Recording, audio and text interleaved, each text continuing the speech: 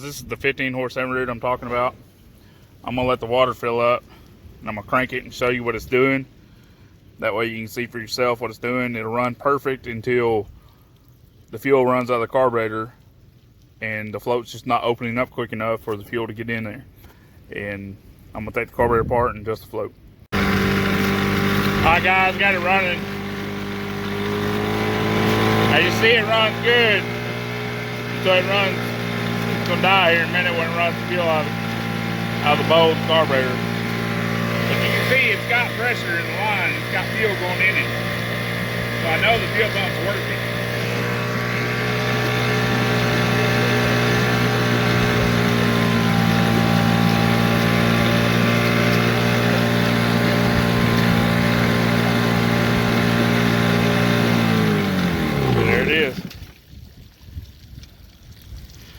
And see, if I pump this a few times, get my fuel back in here, it'll crank back up.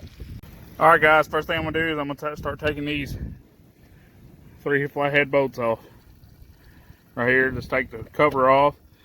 Then I gotta pop this little pin right here loose on this rod.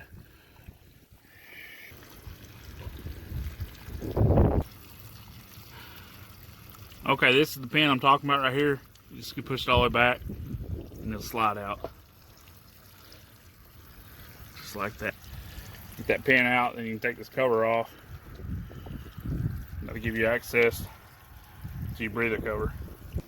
Okay guys, you gotta get access to this breather cover. You gotta pop this little cable out of there like that. Little slot right here you gotta pull it out of. And there's a flathead screw right down there.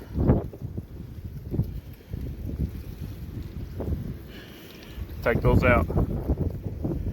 There's also a flathead screw right here.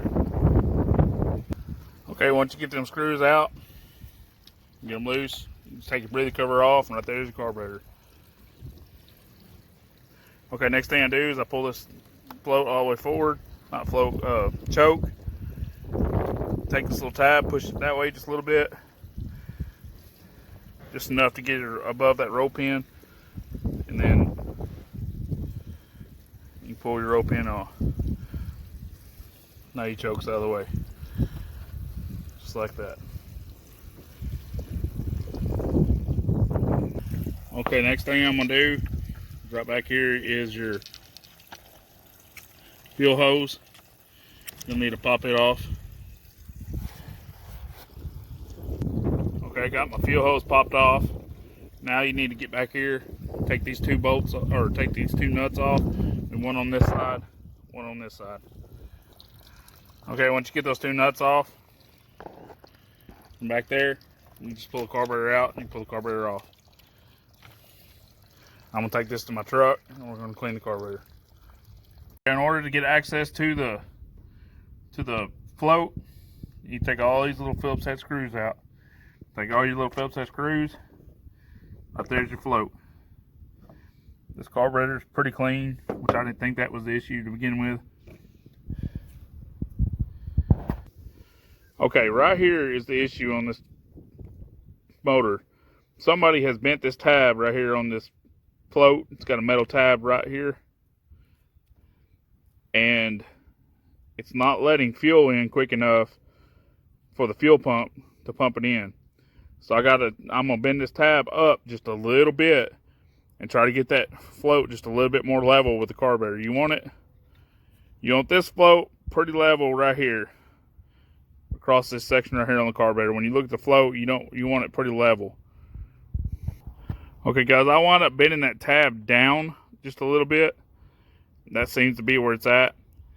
I'm gonna hook my fuel line up and I'm gonna hold the carburetor level with it all together and make sure that the float is setting or seating on it and it's not leaking. Okay, I got all my screws back in my float bow. Now I'm gonna take it back over there. I'm gonna hold the carburetor level.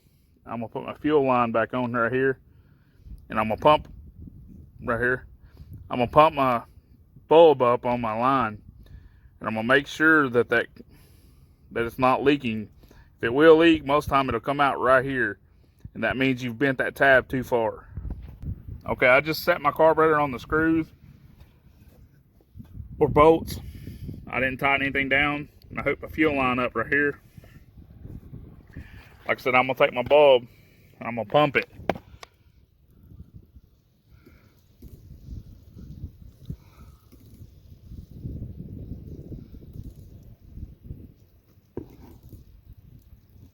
Okay, my bulb is good and tight. I'm not seeing any leaks, so we're good to go. Okay guys, I got my two 7/16 nuts back on both sides of the carburetor. I got my fuel line on right here. It's time to put the choke lever back on right here. Okay, this tab, I just let it sit right there, and I'll take it and I go right over that rope in, just like that. And push it all the way down, and it'll fall in place. And there's your choke. Okay guys, now it's time for the breather cover. You just fish it in here.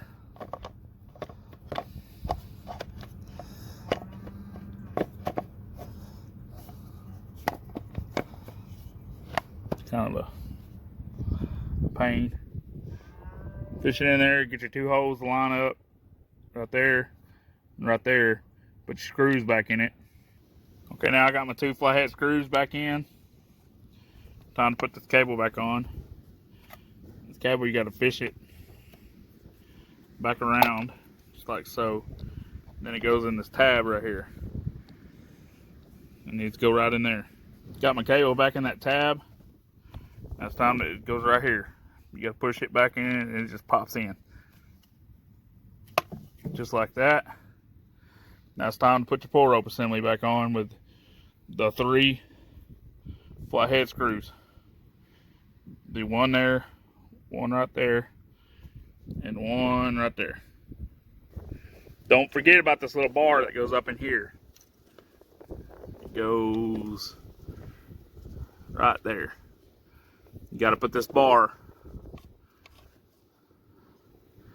right here, right back in place. Okay guys, I got that pop back in place right there. That is your neutral safety stop. Align your cover up and put your screws in. Okay, I got my screws tightened back down, my 3 flathead screws. Got my safety neutral switch back in. It's time to crank it up and see what it does. Okay guys, I've had it running for a few minutes now and it's not doing that no more.